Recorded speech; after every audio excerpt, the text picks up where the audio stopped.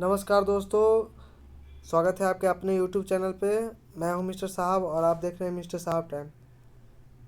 तो चलिए, आज मैंने एक वीडियो बनाया है। ये 10th का सोशल साइंस का VVI क्वेश्चन का गेसिंग किया हुआ है। तो इसे आप लोग सेट के द्वारा मारें और आप लोग याद करें। चलिए स्टार्ट करते हैं। वीडियो को स्टार्ट करने से पहले चैनल को सब्सक्राइब कर लीजिएगा, बेल आइकन को ऑन कर लीजिएगा और चैनल को लाइक कर दीजिएगा और शेयर कीजिएगा, ताकि आपके साथ साथ आपके दोस्तों को भी ये सेट मारने का मौका मिल पाए और क्वेश्चन को याद करने का मौका मिल पाए। तो चलिए स्टार्ट करते हैं। पहला क्वेश्चन, बेस्ट लिटोवस्क के संधि किन देशों के बीच हुई थी? ये क्वेश्चन है, बेस्ट लिटोवस्क के संधि किन देशों के बीच हुई थी? तो ये रूस और जर्मनी के बीच हुआ था दोस्तों।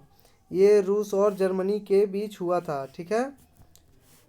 चलिए दूसरा है, मार्च 1946 में फ्रांस तथा वियतनाम के बीच होने वाले समझौता किस नाम के से जाना जाता है? ठीक है, ये आपको वियतनाम में जो समझौता होने वाला था उसे किस नाम से हम लोग जानते हैं? तो उसे हम लोग जानते हैं, तीन सीन इसमें नहीं है, कैटिन नहीं है, कैटन भी नहीं है, होचिम भी नहीं है, इसमें से कोई नहीं है दोस्तों। ऑप्शन डी हो जाएगा। ये इसमें ऑप्शन नहीं दिया हुआ है, किस नाम से जानते हैं, तो ऑप्शन डी में टिक करेंगे, जो इनमें से कोई नहीं ऑप्शन है। चलिए आगे देखते हैं, तीसरा पे जाते हैं। पूर्व स्वराज की मांग का प्रस्ताव कांग्रेस के किस वार्षिक अधिवेशन में पारित हुआ था? तो ये आपका हुआ था 1929 में। ये आपका हुआ था 1929 ईस्वी में हुआ था पारित। चलिए चौथा देखते हैं, वल्लभ भाई पटेल को सरदार की उपाधि किस किसान आंदोलन के द्वारा दी गई थी? तो ये आपका दिया गया था बारदोली, यानी option number A Bardoli. Option number A Bardoli, ठीक है। भारत के लिए पहला फैक्ट्री एक्ट कब पारित हुआ? भारत के लिए पहला फैक्ट्री एक्ट कब पारित हुआ? तो ये 1881 ईस्वी में हुआ था। ये 1881 ईस्वी में हुआ था। चलिए छठा देखते हैं। छठा आपका है कि पूंजीपति वर्ग के द्वारा किस वर्ग का शोधन होता है? पूंजीपति वर्ग के द्वारा किस वर्ग का शोधन होता है?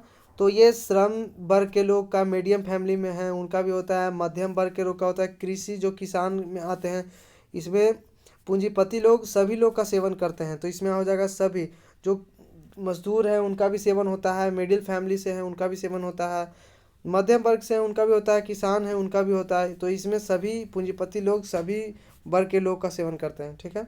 चलिए सातवां पर देखते हैं, आधुनिक युग में अर्थव्यवस्था के क्षेत्र में होने वाले सबसे बड़ी क्रांति कौन सी थी? तो ये आपका हो जाएगा औद्योगिक क्रांति। कौन सी थी? तो औद्योगिक क्रांति थी दोस्तों। चलिए आठवां पर देखते हैं। चलिए आठवां आपका हो जाएगा आपका, चलिए आठवां देखते हैं। तो भूमंडलीकरण की शुरुआत किस दशक में हुई? भूमंडलीकरण की शुरुआत किस दशक में हुई? तो ये 1990 में हुआ था दोस्तों। ये 1990 में आपका हुआ था, ठीक है। और गुटेनबर्ग ने सर्वप्रथम किस पुस्तक की छपाई की?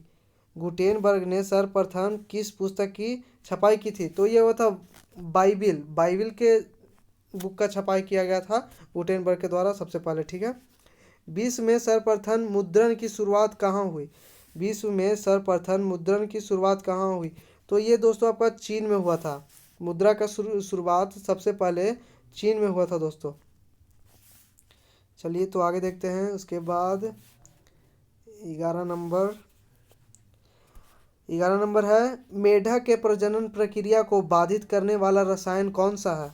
मेढक के प्रजनन प्रक्रिया को बाधित करने वाला रसायन कौन सा है? तो ये आपका हो जाएगा एंड्रीन। एंड्रीन हो जाएगा दोस्तों। क्या हो जाएगा? एंड्रीन। बिहार में अति जल दोहन से भूमिगत जल में किस तत्व का संकेंद्रण बढ़ा था?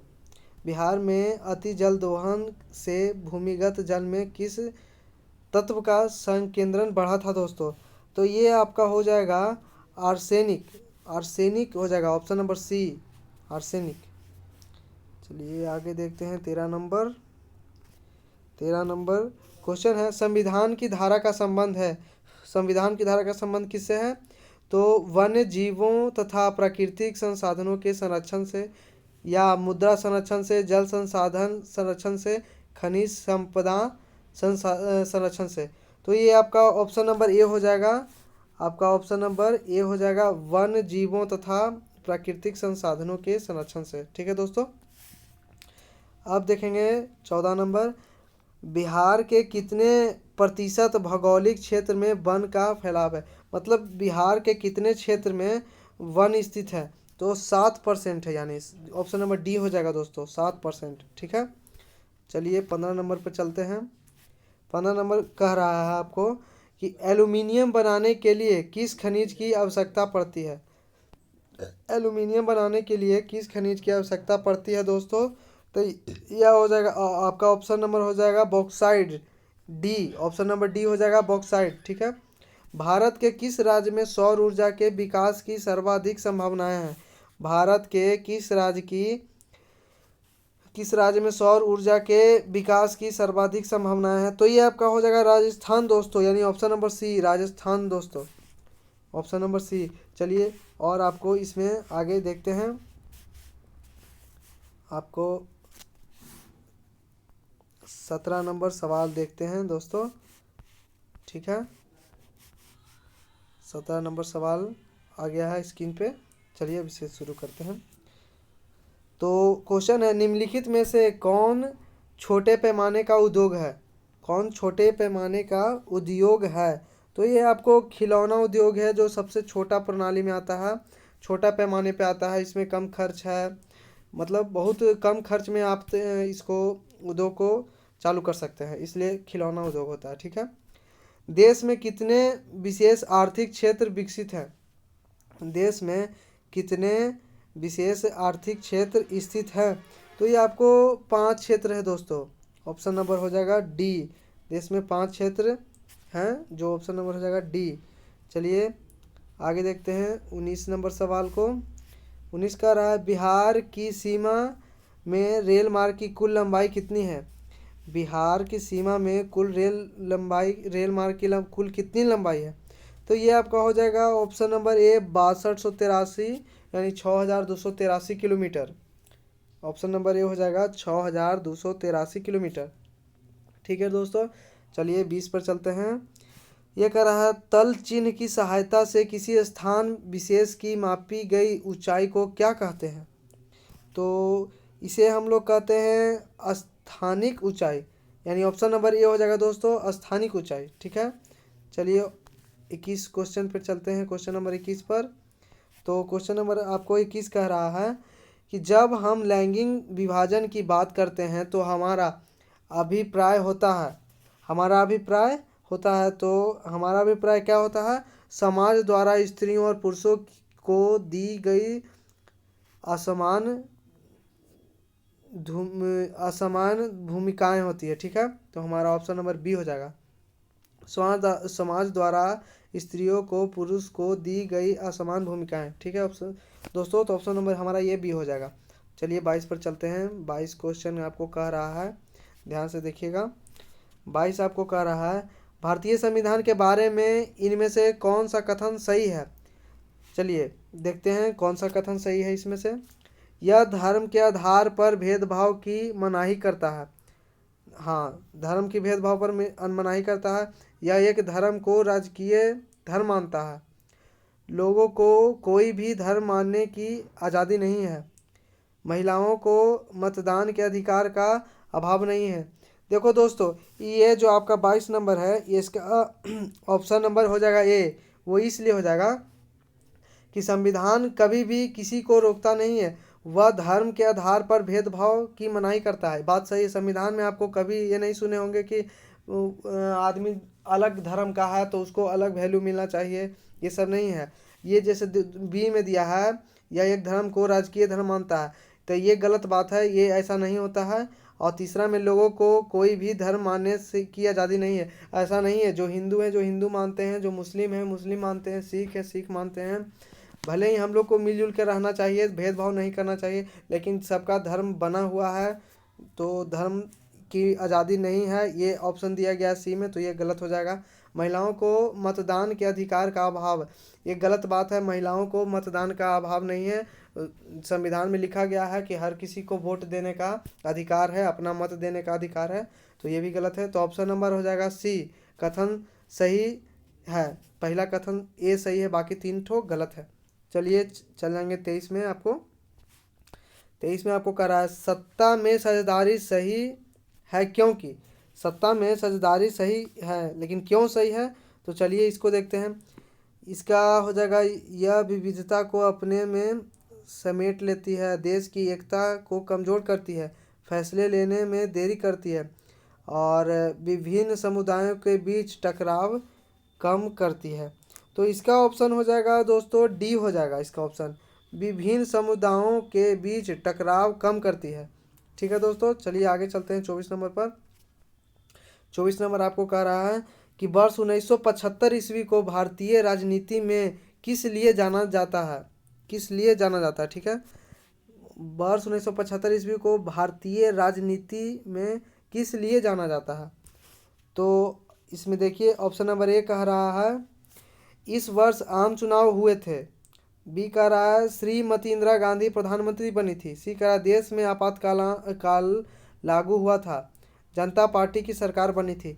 तो ये दोस्तों इसका ऑप्शन नंबर आपको हो जाएगा सी, ऑप्शन नंबर हो जाएगा सी, देश में आपातकाल लागू हुआ था उस समय, इसलिए 1975 ईस्वी को भारत राजनीति में किस लिए जाना जाता है, तो देश में आपातकाल लागू हुआ था इसलिए जाना जाता है। तो ऑप्शन नंबर हो जाएगा सी। चलिए 25 नंबर को देख लेते हैं। बिहार में संपूर्ण क्रांति का नेतृत्व निम्न में से किसने किया। बिहार में संपूर्ण क्रांति का नेतृत्व निम्न में से किसने किया, तो 25 नंबर क्वेश्चन है। तो इसका आंसर आपको हो जाएगा जयप्रकाश नारायण ने किया था। तो option number D, option number D हो जाएगा जयप्रकाश नारायण। ठीक है दोस्तों, option number D Jayaprakash Narayan.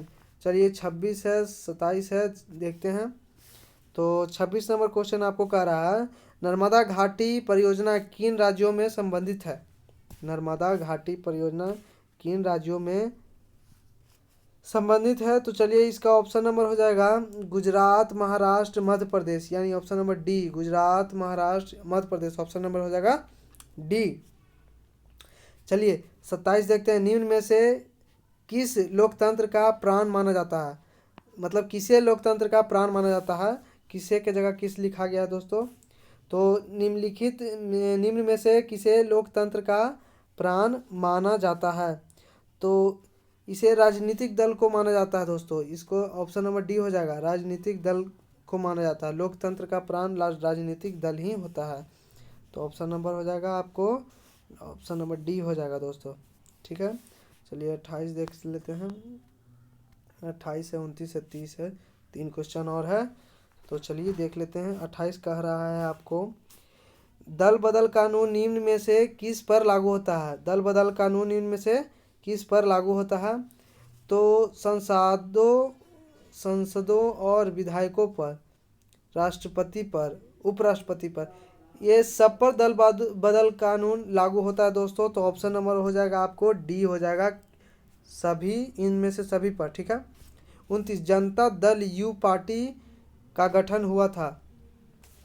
Janata Dal you party का गठन हुआ था, तो कब हुआ था, तो जनता दल यू पार्टी का गठन हुआ था 1999, यानी ऑप्शन नंबर बी 1999।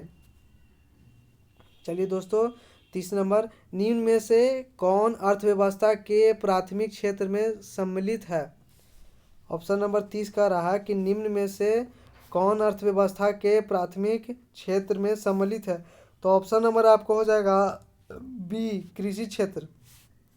निम्न में से कौन अर्थव्यवस्था के प्राथमिक क्षेत्र में सम्मिलित है, तो ये होता है कृषि क्षेत्र होता है दोस्तों। तो इसका ऑप्शन नंबर हो जाएगा बी। तो दोस्तों इसी तरह के वीडियो पाने के लिए चैनल को सब्सक्राइब कर लीजिएगा और बेल आइकन को ऑन कर दीजिएगा कि ताकि आपके पास सबसे पहले नोटिफिकेशन जाए, वीडियो डालते ही आपके पास नोटिफिकेशन चला जाए।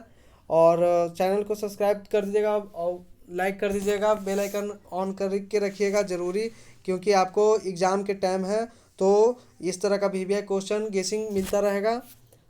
चलिए तो चैनल को लाइक कर दीजिएगा और शेयर ज़रूर कीजिएगा ताकि आपके साथ साथ आपके दोस्तों को भी हेल्प मिल पाए, वो भी पढ़ पाएँ। तो इसी के साथ धन्यवाद।